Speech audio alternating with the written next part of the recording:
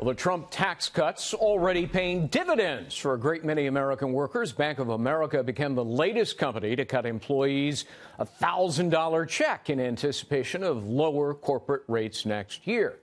Hats off to them. The president tweeting about the phenomenon this morning saying, quote, "Our big and very popular tax cut and reform bill has taken on an unexpected new source of love. That is, big companies and corporations shower their workers with bonuses. This is a phenomenon that nobody even thought of, and now it is the rage. Merry Christmas."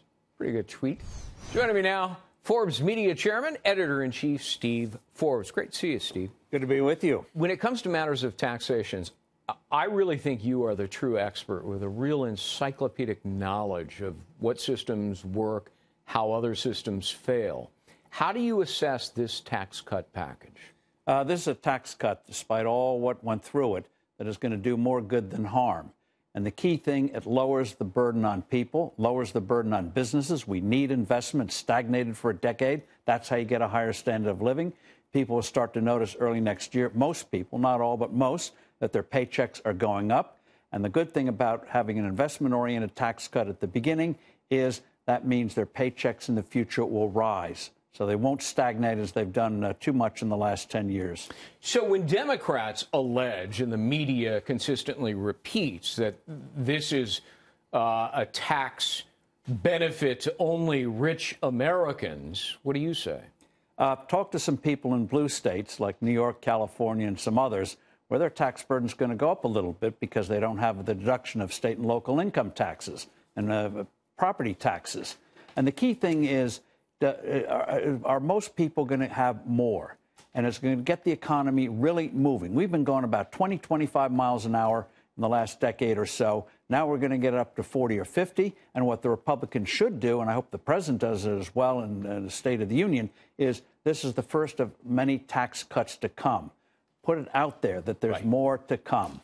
Especially when we see it work. And the key thing working is not how well the federal government does. The federal government will do fine. Revenues eventually come in and always go higher. The key thing is it good for the American people. Right.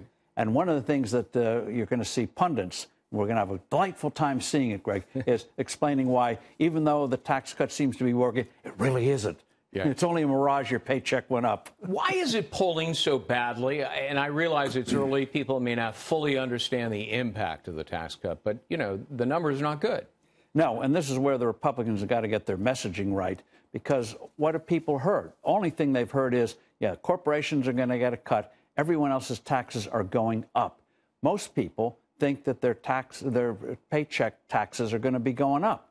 So imagine the surprise in February when the opposite happens. And another thing that's getting overlooked, is just beginning to be discovered, is by taking away Obamacare fines for working people, $30,000, $40,000 a year. Young people especially, that's a $595 raise. Wow. That means something to people. They don't have to pay that anymore. People at home may be saying, well, if you cut taxes, that means less revenue to the federal government. You touched on this a moment ago. I'd love for you to explain how, in the long run, Treasury revenue will actually increase. The only way Treasury revenue really increases without crushing people is when the economy is booming. Whether it's back in the 20s, John Kennedy's tax cuts of the 60s, Reagan of the 80s. Whenever you reduce burden on people so they can focus on doing real things instead of getting around the shoals of the tax code or wondering how they're going to cope with this regulation or that regulation, they do more productive things. And the only time for those who are focused on balanced budgets that we've had a balanced budget was in the late 60s with the John Kennedy tax cuts. And when in the late 90s, when we won the Cold War and the Reagan tax cut fruits were coming to full fruition, those government revenues really soar. Right. So you can do a few things right. You're already seeing the American economy start to respond. Sure. Stop beating on it. Right. And by golly, people do things. What I'm waiting for are the billions and billions of dollars in corporate money, which is held offshore because of the uncompetitive, prohibited high corporate tax rate, which will now drop all the way down to 21%. So what will happen? What will happen is they won't have to leave the money over there because they're going to get punished. We're about the only country in the world that taxes profits you make overseas. If a British company, for example, makes money in America, they pay the American tax, but they don't pay British tax as well. It's double taxation. By removing double taxation, you're going to get a lot more money coming. You're not going to see companies like Apple, which has over $250 billion in cash. Yeah. They float $100 billion of bonds. Right. Why? Because tax-wise, it makes sense. They don't want to pay their tax. It's insane. Right. So get rid of these artificial influences on behavior that don't contribute to economic growth. All right. Now, the president is talking about infrastructure spending as his next big economic goal. That's an idea that's been largely dormant in 2017, understandably, because there were so many other things to get done. Good idea? Why would it be a good idea if it is? Well, if you want bipartisanship, boy, that's the way to do it. Yeah. Nothing like throwing out money or having a dangling of money to get the juices of, yeah, we want some of Democrats, that going. Yeah, get some of that going.